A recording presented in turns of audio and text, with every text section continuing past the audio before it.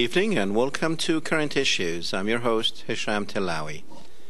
Welcome to the second hour, ladies and gentlemen. In this hour, we'll be speaking with Morrisseau from Vermont. He's running for a congressional seat in Vermont, but he is running on the platform of impeaching George Bush and Cheney. Now, ladies and gentlemen, you do understand what we talked about in the first hour about this law that President Bush just signed last Tuesday. It is basically, it's becoming a dictatorship. We just need to call him King George, because that's exactly what's happening now. After an attorney representing one of the detainees in Guantanamo, he went to the Supreme Court saying that what we're doing is illegal. And this attorney, by the way, was from within the establishment. I believe he was a Navy attorney who was assigned to defend one of the detainees, and he took his case all the way to the Supreme Court, and the Supreme Court agreed with him that what we are doing as far as interrogating these people and the methods of interrogating and the methods of skirting their skirting the justice, our justice that has carried this country for the last 230 years. Basically, the Supreme Court said you can't do it. We can't do what we're doing in Guantanamo. So the president, what he did is he went to Congress and said, you need to get me a law. You need to pass a bill that I can do whatever the heck I want to do with these people. And as a matter of fact, they gave him a lot more than what he bargained for, because the bill, as it's written, it could be applied to any United States citizen. Does not have to be an Al-Qaeda member. It could be any United States citizen, but in the name of this war on terror, they can actually, if they don't like you, if you speak against the government, they don't like what you're saying, they can come and say, hey, look, you're aiding the enemy and you're a terrorist. You have no right to go into a civil court or bring your case up to a civil court, and then after they, this military commissions that they are forming now, if you don't like what they had said or the judgment they had placed upon you, you can't even go and have the Supreme Court or any other court to interfere, even though the Supreme Court is supposed to be there to interpret the Constitution, and the Constitution is the highest, it's the supreme law of the land. What we have done is definitely unconstitutional, but we don't see a lot of people saying, whoa, what happened? Because in the same week, ladies and gentlemen, they had when they passed this, when Congress passed this, they had the Mark Foley story that the media was mainly 24 hours busy with it, and in the meantime, the whole country is going down the drain, and this man right here is signing this bill to make the United States as the Soviet Union, where they can go at midnight, pick up whoever they want, and no one can question him. So this is basically what we have now. But, you know, if it ends up catching some terrorists, why not? I just would like to see some, because after 5 years, I don't know if they have. I know they had, they caught this guy, Khalid Sheikh Mohammed, who the CIA had for 3 years, and just recently, about a month ago, they turned him over to the United States military, and the military took him down to Guantanamo. So I'm just wondering what the heck they were doing with him for 3 years. If he's the one that planned and financed the attacks on September 11th, why not bring him to justice? Why not let the the people of the United States know exactly who this guy is and what he did? But after 3 years, CIA have him. We still don't know what in the world is going on. This month so far, ladies and gentlemen, we lost 70 people in Iraq. That's the numbers that even the United States military is agreeing to. And, of course, a couple of weeks ago, you did hear the news. Don't know how much of it you heard, but MIT study said that 650,000 Iraqis have been killed since 2003 when we initiated hostilities against that country. And the pretense is that we are going there to free those people from a dictator and someone who has links to Al-Qaeda and someone who has weapons of mass destruction. But, of course, it turned out to be no weapons of mass destruction. At the same time, ladies and gentlemen, the same month, actually, 67 Palestinians were killed by the Israeli army. These pictures are from Gaza, where 67 Palestinians have been killed in the last month. 1/3 of those are little children. This is a Holocaust, ladies and gentlemen, that people don't see. And, well, you see it, but you are not doing anything about it. We talked about the survey earlier that a lot of people in the United States becoming aware of the Israeli factor in our foreign policy and how much is it affecting. This picture here, go back to that picture. This picture that you're looking at right now, this is what you call a checkpoint. A checkpoint is where an Israeli jeep would just stop in the middle of the road and not allowing the Palestinians to pass to go to their homes, businesses, or wherever. And this Israeli army soldier guy happened to fall, and the Palestinian is trying to help him. It's amazing. Instead of probably letting him fall and laugh at him, instead, this guy's going there to help him. It's amazing how the victim sees the oppressor and still have enough goodness in him to try to help him after he falls. I guess when it boils down to, we are humans after all. We all the same. It doesn't matter if one guy has a gun and the other guy has nothing. And this guy with the gun, I wonder if he, after this guy helped him up, if he actually let these people go.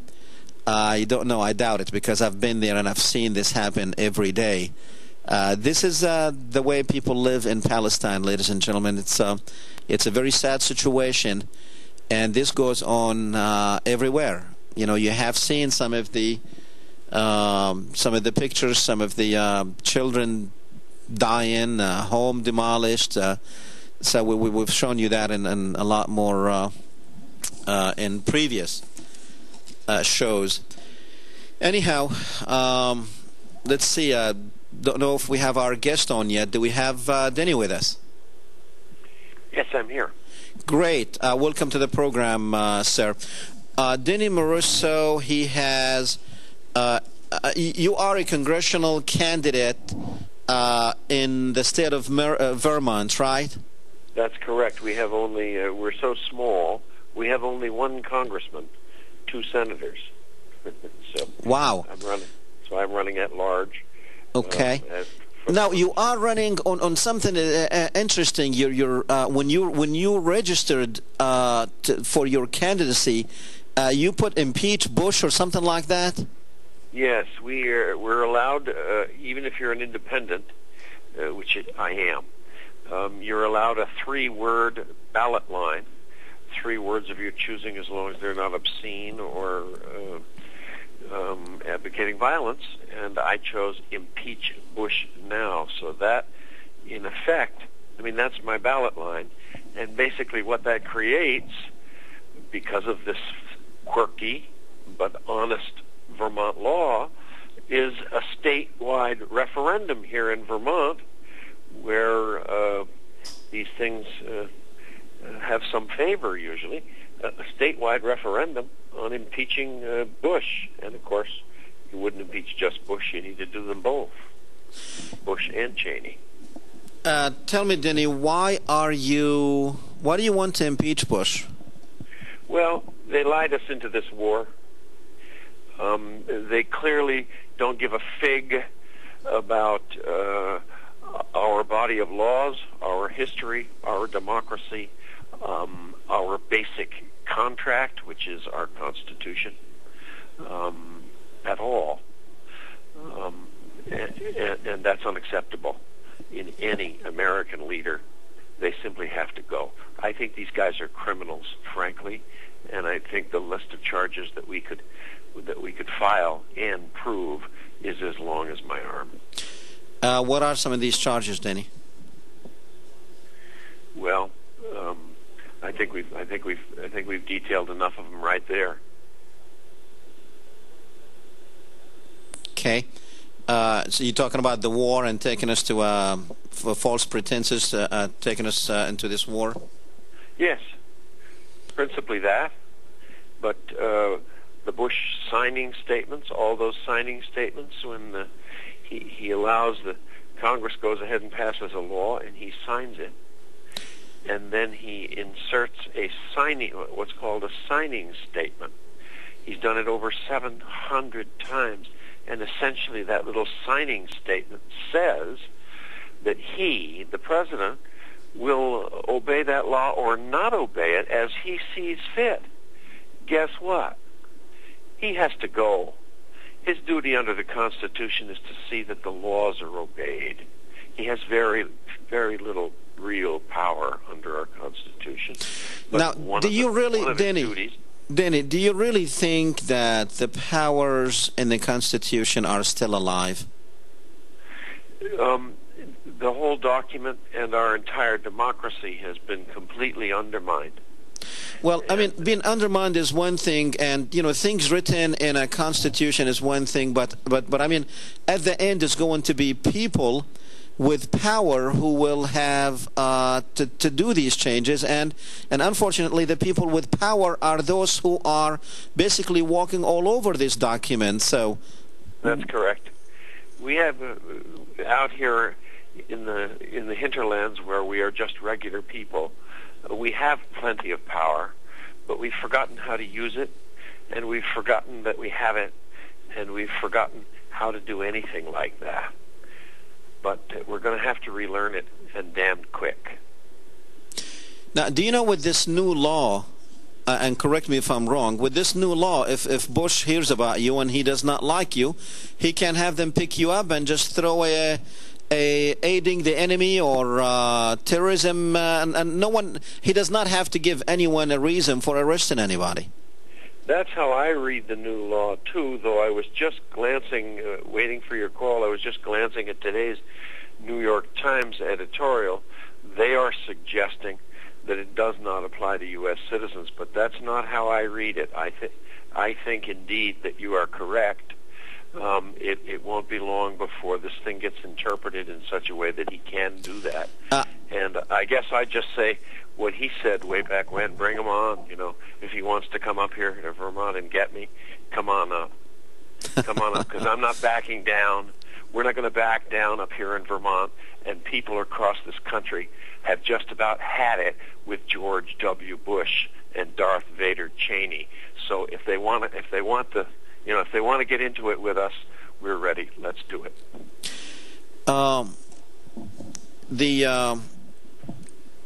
What do you think you would do if you are elected on the state of Vermont? If you are the congressman for the state of Vermont, what do you think you will be able to do? Lightning strikes and I actually get elected. Okay. First, I would take about a week to buttonhole and talk with every person that I could find who knows a thing or two about what's going on in Congress, just to check on some of my thoughts about it and make sure I'm on the right track. Also to organize a staff which would do all the things that any congressman's staff needs to do for the people of your own state. Where you have a problem with the government, sometimes you go to your congressman and his staff, and they fix it for you. Those two things are, the thing that you do right away. Immediately after that, I would begin to assemble and bring to the floor impeachment resolutions for the president and the vice president. Immediately. Okay. Now, if doesn't it strike you as unusual that the president has not vetoed any bill coming out of Congress? I mean, I never heard of that before. I don't believe I don't believe anyone's ever done it this way. But you see that the strategy really hides a huge arrogance on the part of this man. The arrogance is that he doesn't need to veto it. He can sign it, grin, and disobey it, and no one will do anything about it. We have a fellow running here as the Democratic candidate. He is a lawyer, as though we needed another lawyer in Washington. And a lawyer, as you know, is an officer of the court and an officer of the law, really. And their oath makes that clear. This fellow does not mention the impeachment word. He does not mention any of the lies or the crimes of this president. He looks the other way. He's politics as usual. His name is Peter Welch. Well, maybe it's just a different face for the same coin. Well, I don't think we have two different parties. I think we have two wings of the same party. Of the same party. One is the obvious, brutal, in-your-face wing, and the other is the behind-your-back used car salesman, sweat and grin. Now, but Danny, don't you think unless we work through these parties that we really don't stand a chance unless we get in there and change the parties from within, that going independent, it's really is going to be a long way for Capitol Hill? I don't really think so, though it's working out that way this year. I've been at this now since June. I announced in June of '05. As I was then a Republican had been a Republican for 15, 20 years, but abandoned that strategy to go independent. Here's what I think. I think we need to understand that both parties are deeply complicit in American foreign policy and in everything that is wrong with how our country relates to the rest of the world. They are both deeply guilty. Now, what do you understand foreign policy to be, Denny? I understand it to be aggression, usually against weak third countries. I understand it to be the stealing of resources owned by the peoples of those countries and those countries themselves, as evidenced by the war in Iraq, of course, which is about oil, and the Panamanian thing that Bush 1 did, which was, of course, about control of the canal, and so on. What basically our foreign policy is nothing any ordinary American would ever approve if they knew about it. But what it really is greed and grabbing and pushing around by large corporations who run a lot of things in this country and who aren't very responsible. So our government winds up fronting for those corporations and pushing other people around. It's nothing ordinary Americans would ever approve if they were aware of it. A couple of months ago, actually a little bit more than that, Walt and John Mearsheimer, they had issued a paper. They published a paper. It's called the Israel Lobby. And in that paper, they're basically saying that Israel runs our foreign policy. Tell me your thoughts about that. Without a doubt, Israel is extremely influential over our foreign policy. Now, having said that... I have not read that actual paper, but I am aware of it. Okay. Was aware of, and I am aware of its major theses and also the controversy around it. But I think it's pretty clear and also evident. But now, Denny, you do understand also that AIPAC in Washington is very much the bulldog for Israel, and people with thoughts like you are basically there's no room for them in Washington or in government. They will tear you apart so quick that you won't even know where it came. Are you, if you are elected, are you worried about AIPAC? No, I'm not worried about them at all. I'm 64. I've had a good life. They can do whatever they like, but I'm not going to back down. Yes, that is the most powerful lobby in the country. Without a doubt, it is. They've given, I understand, to the senatorial candidate here, Bernie Sanders, $140,000 for his campaign alone, and that's the tagged money. Without a doubt, if they've given that much that has an APEC tag on it, they've probably given 5 or 10 times that much that doesn't have their tag. So, yep, they fund an awful lot of Congress with under-the-table money, and I call it bribe money. But I don't care. Okay. Okay, I tell you what, stay with me. I'm not after their money, and I'm not going to take direction. Okay. We have some callers. We're going to Freedom. I tell you what, I'm told to go ahead and take a break, and when we come back from the break, we will go to the phones. So we will be right back.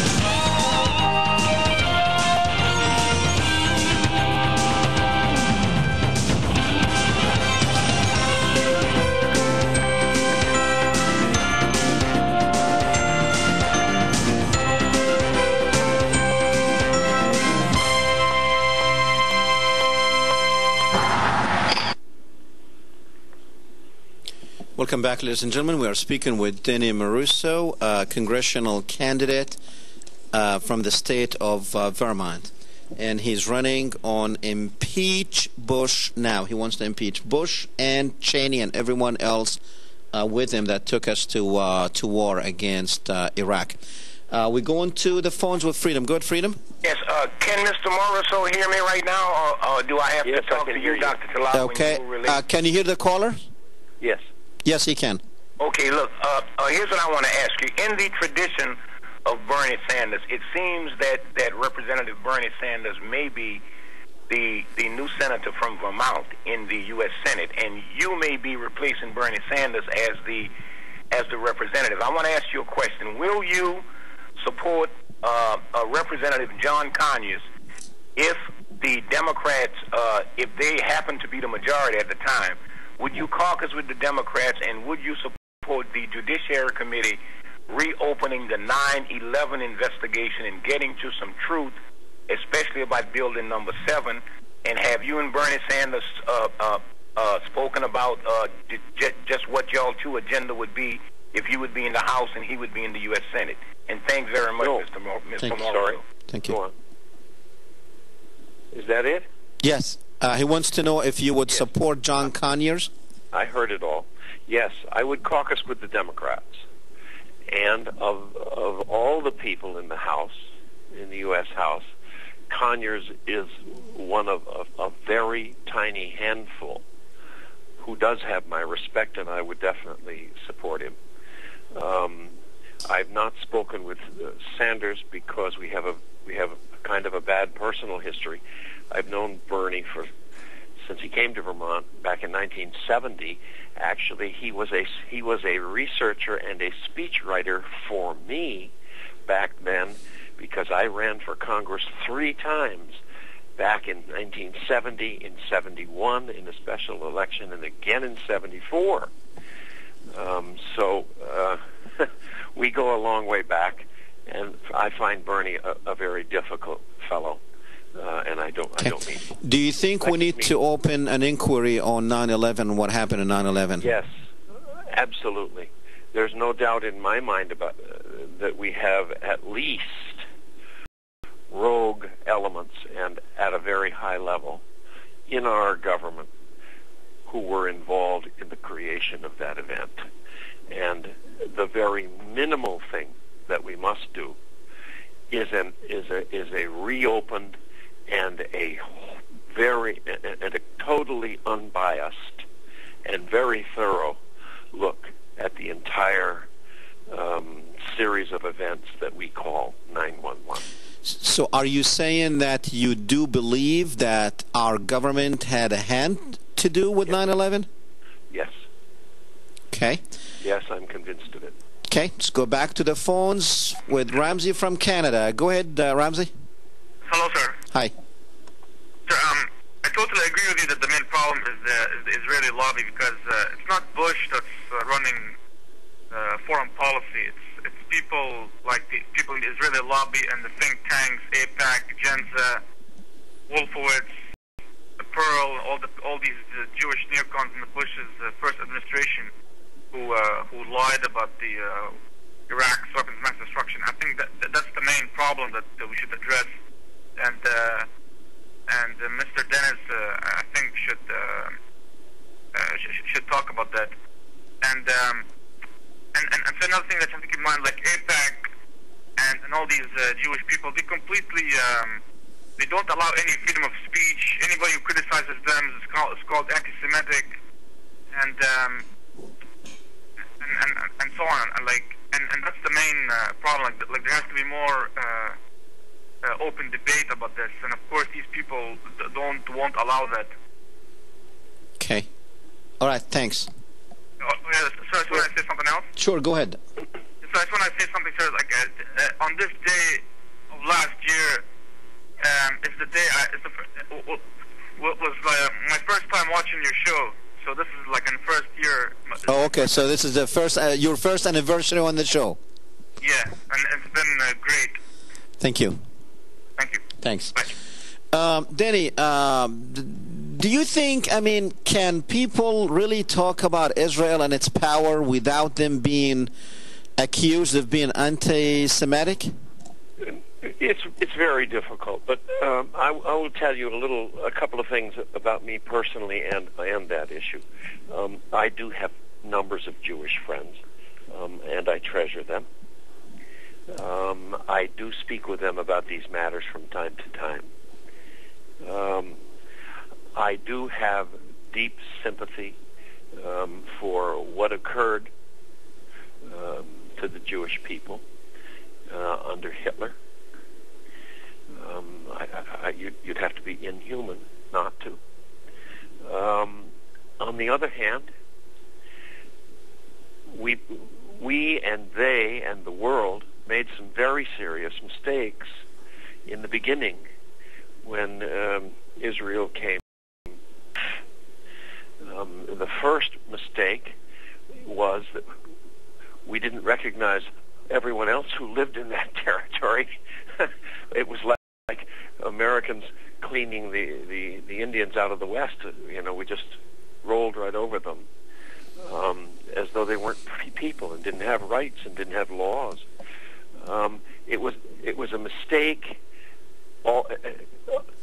of tremendous proportions to ever have agreed to found a country where one religion and only one religion is a Jewish state. In the same way, it would be a mistake to have a Muslim state or a Hindu state.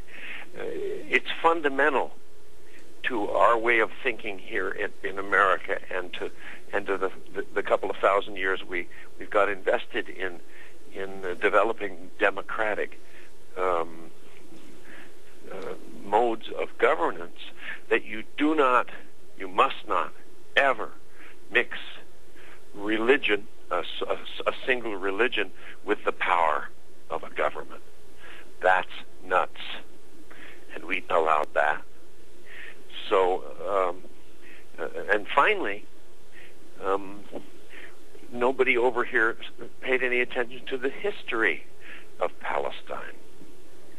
But I suggest to you that the history is fairly clear, and over a couple of thousand years, that Jewish peoples and Muslim people coexisted in that part of the world peacefully for years and years and years and years and years. At least for 1,400 years.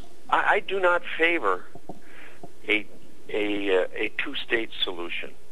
I favor a Palestine in which Palestinians and Jews both live and prosper and get along with each other. That's what I favor.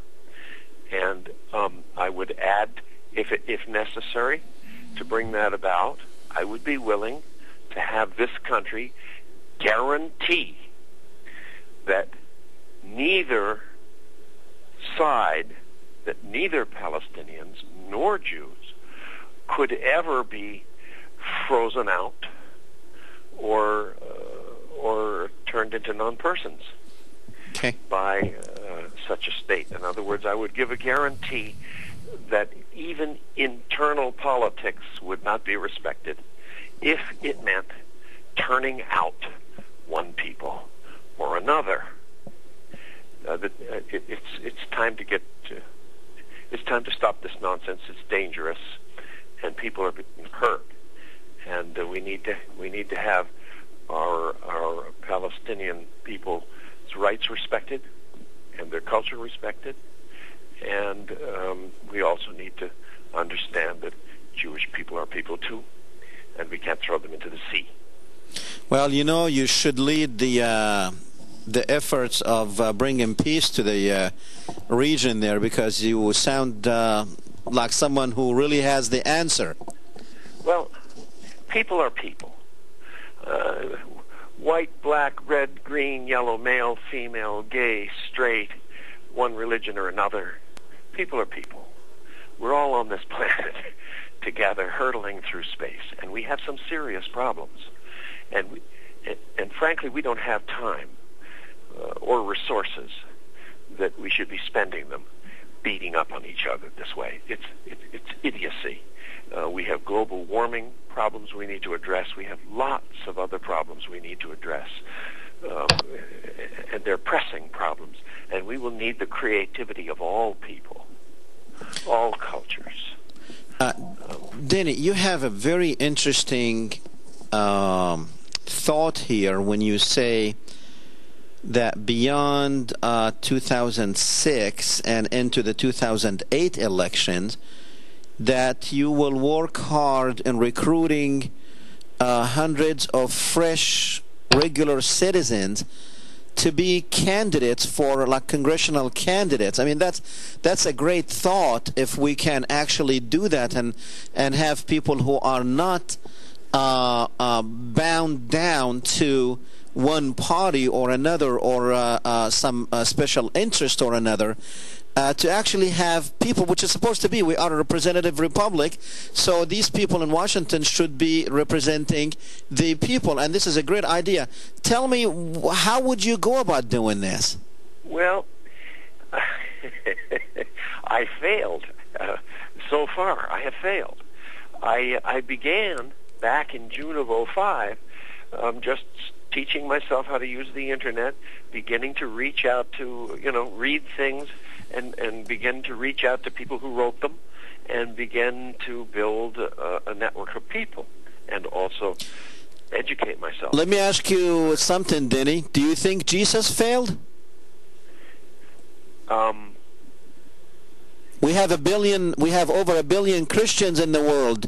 Do you think he failed? I don't think he failed. Jesus, the historical man, you mean? Yeah, I mean, what I'm getting at is he planted the seed, and he went away. And what you're doing is you're planting a great seed. So I would not call it failing. Maybe it's not going to happen in the next 2 years or 4 years, but definitely it's a great idea for... Well, it must happen. It's not optional. We've got to succeed at this. I agree with you. At the moment, and for the foreseeable future, if we don't succeed, our democracy is in the toilet. If we right now, my view is that we have suffered a coup. It has already happened, and these people are, many of them neocons, are really consolidating their power. The coup already happened. We're way behind. We've got to take the thing back.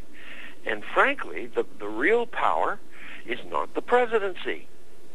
The real power, both under the Constitution and in reality, is the Congress. Presidents come and go.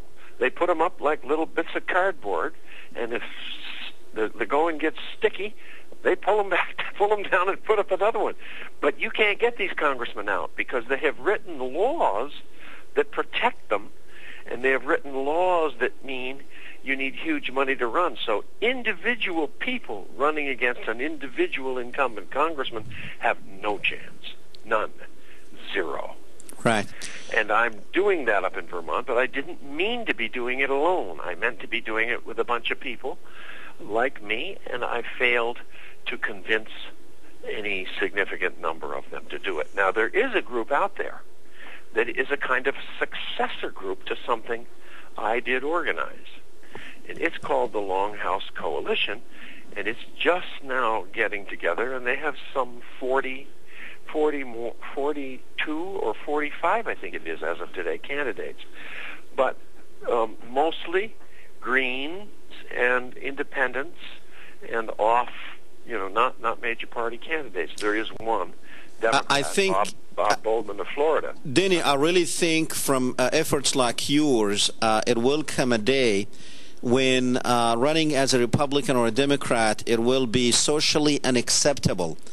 And you will be looked upon. Unacceptable now. The only thing you will be looked upon as the problem, not the solution, and as the corrupt power.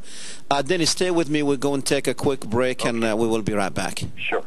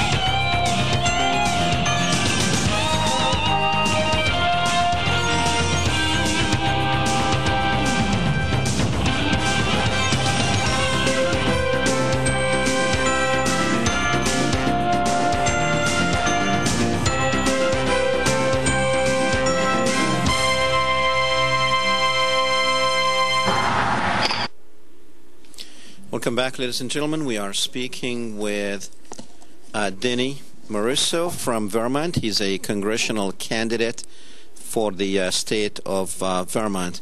We're going to go to the phones, and I have Vic on line one. Go ahead, Vic.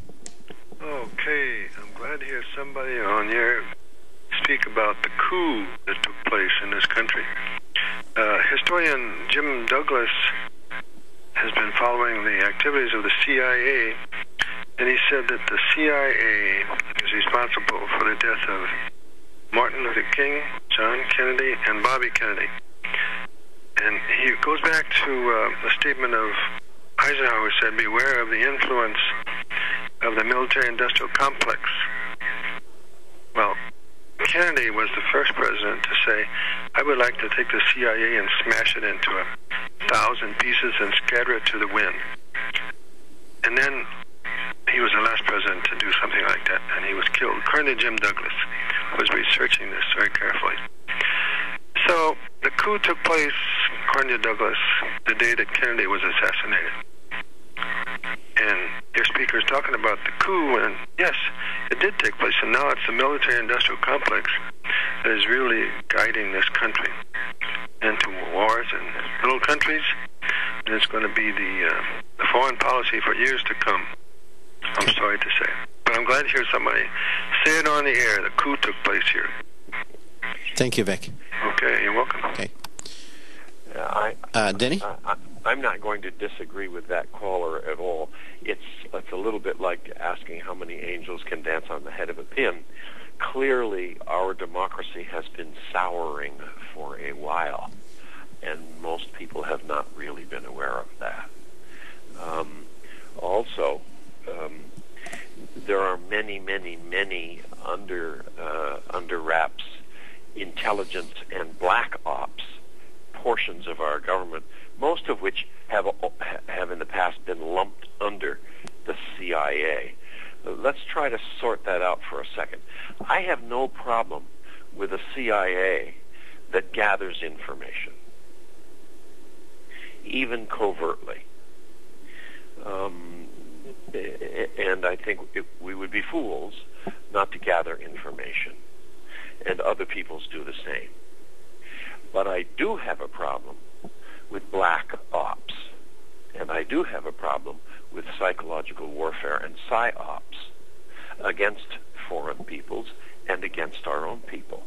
And you are seeing lots of that now, way more than ever before, because these guys, these neocons, and this Bush administration are light years beyond anything we've seen heretofore.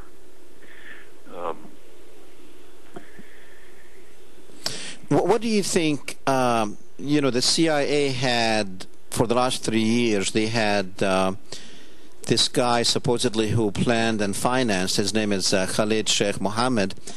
They said when they arrested him, when the United States authority arrested him, they said that this guy was the mastermind of 9/11, and he's the one that financed 9/11, and he's been with the CIA for 3 years, and only last month they turned him over to the military, and he is in Guantanamo Bay.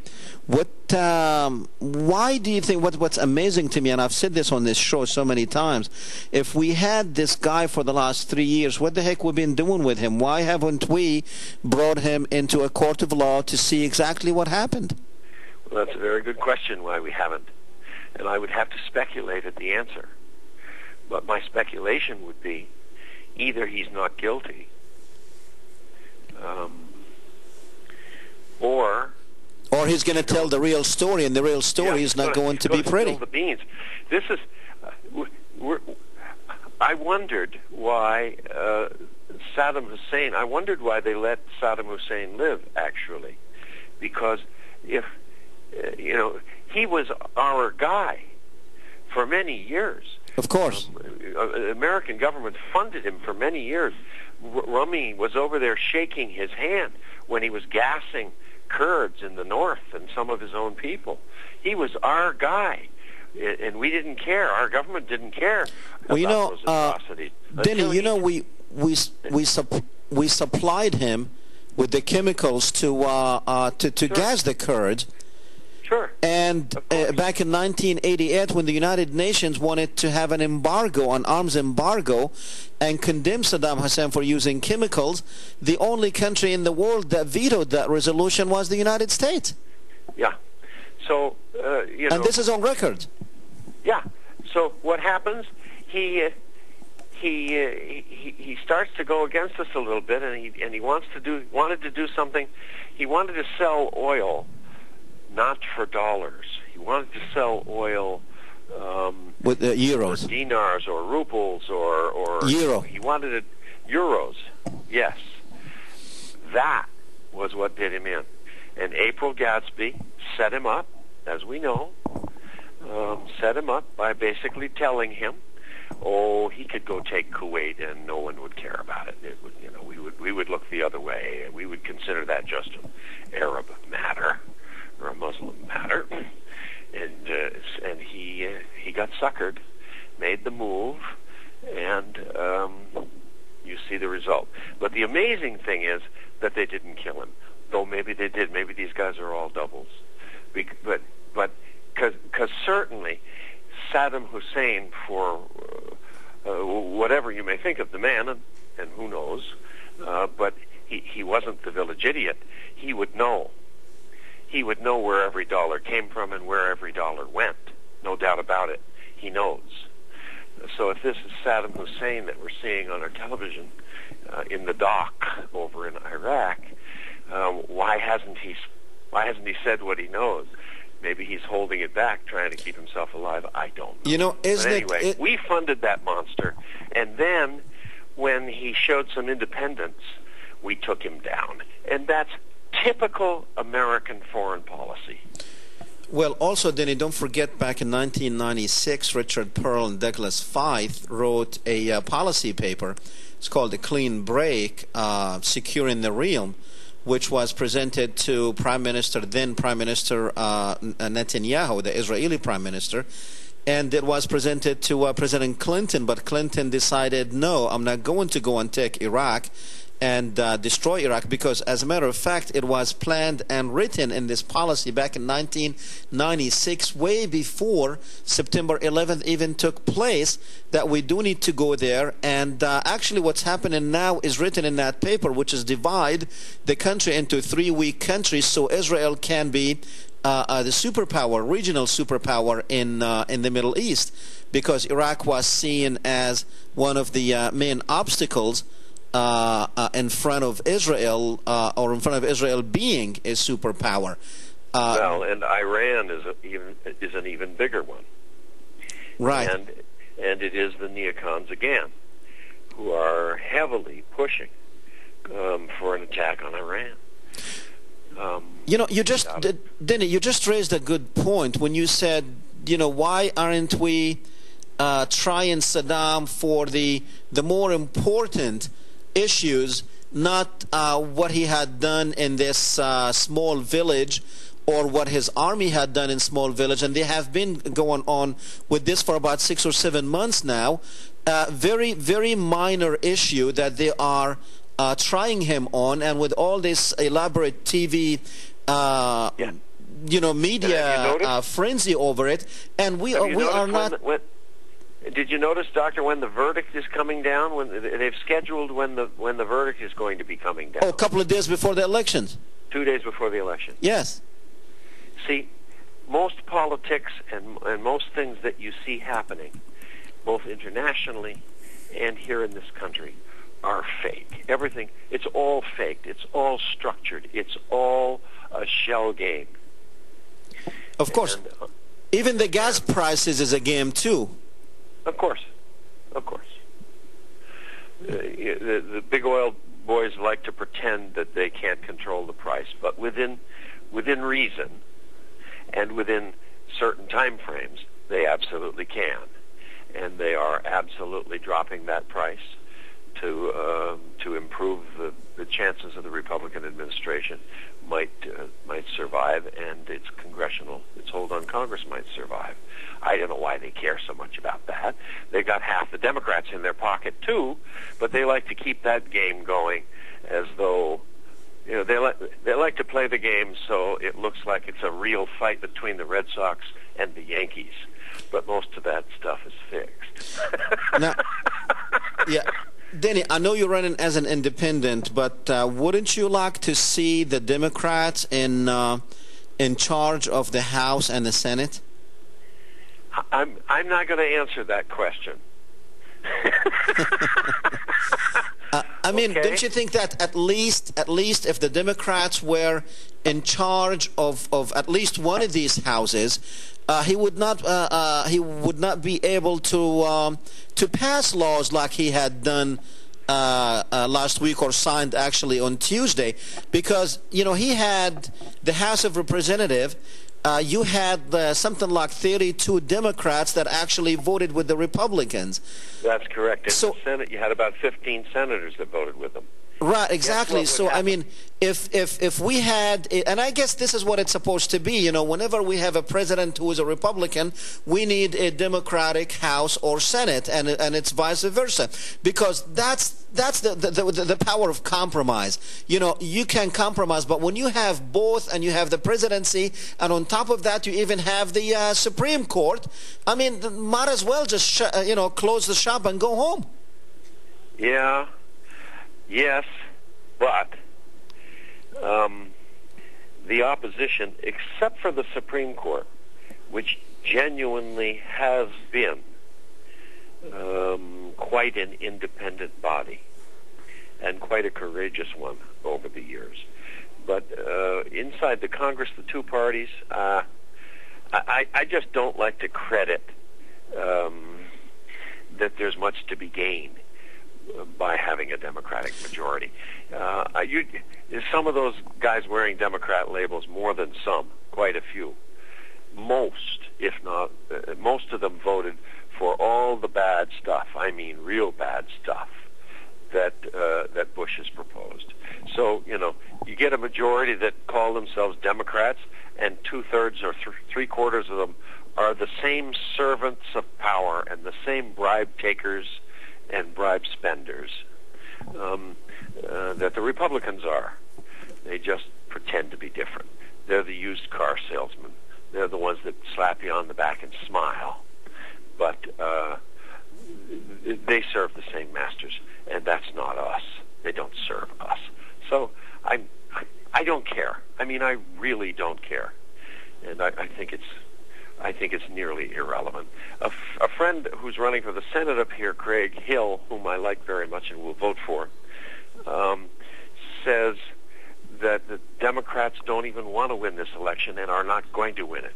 And the reason they aren't is because if they were to win one of the houses, a few aggressive and halfway decent Democrats will stir up so much trouble that it will become evident that most of the Democrats were completely complicit with the Bush doctrine, and they don't want that to happen. I agree with you. Danny, I just want to say thank you, sir, for coming on the program, and good luck to you. We will be watching, and if you do win, we will definitely have you back here to celebrate. Well, thanks very much. I need to get people to know and to break through the blackout up here to understand that we have got an opportunity to vote to impeach the president statewide in Vermont. That's never been done before. Very good. Good luck, sir. Thanks. Thank you. Okay, ladies and gentlemen, I think, we do have a country to liberate, as you can see.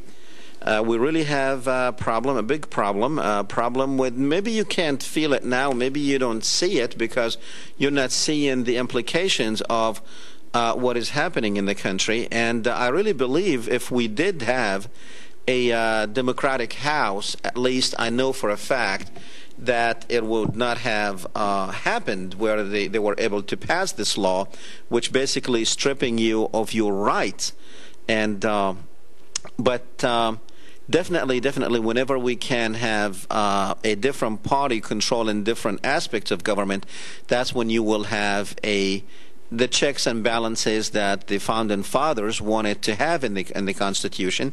They never intended that if the president wanted a law very quick, that he can go and ask them to do it, because it was only in June that so that's what, 3 months ago, 4 months ago, that we had that the Bush administration had suffered a defeat in the Supreme Court, where the Supreme Court said it was illegal to torture people, it was illegal to have these people in Guantanamo Bay without due process of law. So the president did not like that decision, and he went to Congress and was able to tailor a bill, and that bill was signed last Tuesday by the president, whom I will start calling now King George II, because that's exactly what happened. A king, normally, when he wants something done, it can be done, and he can get the parliament to basically come up with whatever law they want him to have. Well, ladies and gentlemen, we will see you next Thursday at 8 o'clock. So don't go too far. We only have 6 more days to go. So we will see you next Thursday. Good night.